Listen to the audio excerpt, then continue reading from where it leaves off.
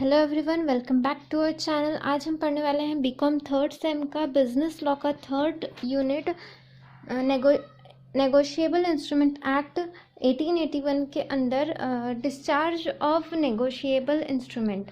तो डिस्चार्ज कैसे होता है वो जानेंगे। हमने इससे पहले नेगोशिएबल इंस्ट्रूमेंट क्या होता है, उसके कितने टाइप्स होते हैं, एंडोर्समेंट क्या होता है, एंडोर्समेंट के कितने टाइप्स होते हैं, उसके बाद होल्डर क्या होता है, होल्डर इन ड्यू कोर्स क्या होता है, ये सब पढ़ चुके हैं। अब हम जानने वाले हैं नेगोशिएबल इंस्ट्रूमेंट का डिस्चार्ज कैसे होता है। तो अगर आपने इससे पहले की वीडियोस नहीं देखे हैं तो प्लीज़ आप वो देख लीजिएगा, तभी आपको आगे का समझ सकेगा। तो चलिए शुरू करते हैं। डिस्चार्ज कैसे होता है, मतलब डिस्चार्ज क्या है पहले ये जानते हैं। डिस्चार्ज मतलब जब पार्टी की लाइबिलिटी जो है, जो भी वो इंस्ट्रूमेंट जो भी नेगोशिएबल इंस्ट्रूमेंट को जो भी पार्टी लायबल है, उस पार्टी की लायबिलिटी जो है वो एंड होती है, मतलब ख़त्म होती है, तो उस इंस्ट्रूमेंट को कहा जाता है कि वो इंस्ट्रूमेंट डिस्चार्ज हो गया है।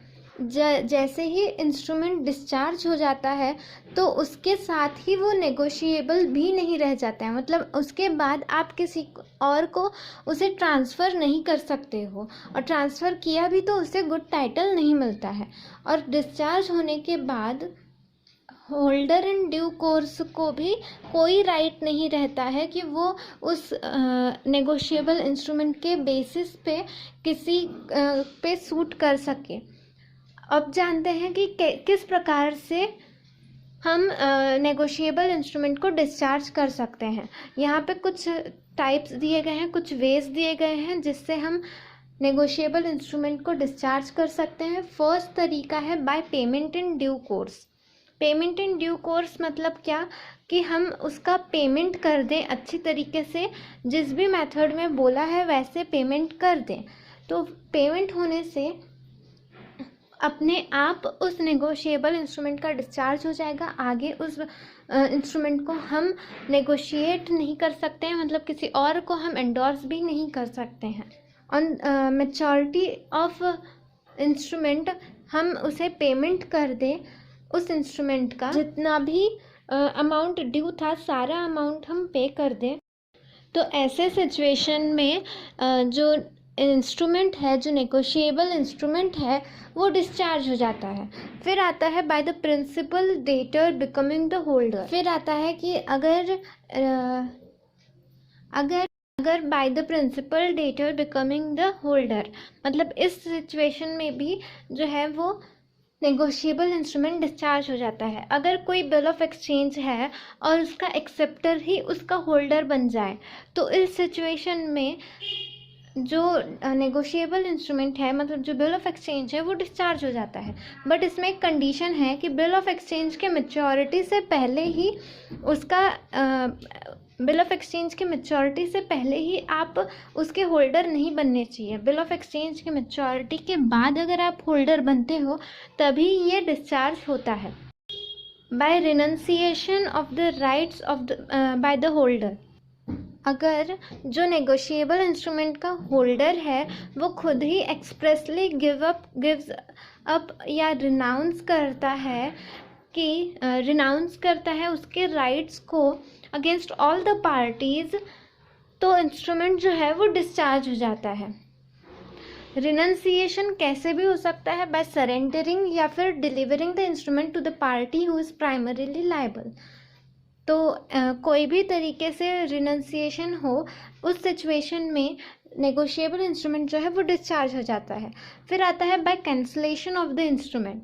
अगर होल्डर जो है वो इंटेंशनली कैंसिल करता है नेम ऑफ द ड्रॉवर और acceptor of a promissory note, तो इंस्ट्रूमेंट ऑटोमेटिकली डिस्चार्ज हो जाता है।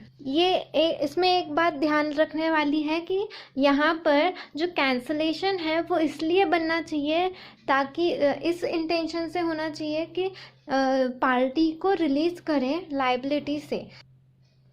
तो मतलब कैंसलेशन किसी भी प्रकार से हो सकता है, जैसे कि फिज़िकल डिस्ट्रक्शन, जैसे फाड़ देना, चेक फाड़ देना, इस तरीके से भी फिज़िकल डिस्ट्रक्शन से भी हो सकता है कैंसलेशन, या फिर crossing out signature of drawer acceptor, इस तरीके से भी हो सकता है।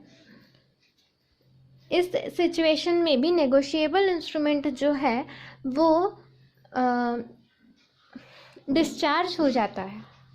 एंड लास्ट एक ये है कि by an act that would discharge an ordinary contract. अगर नॉर्मल नेगोशिएबल इंस्ट्रूमेंट तब भी डिस्चार्ज हो सकता है अगर कोई ऐसा एक्ट होता है जिसके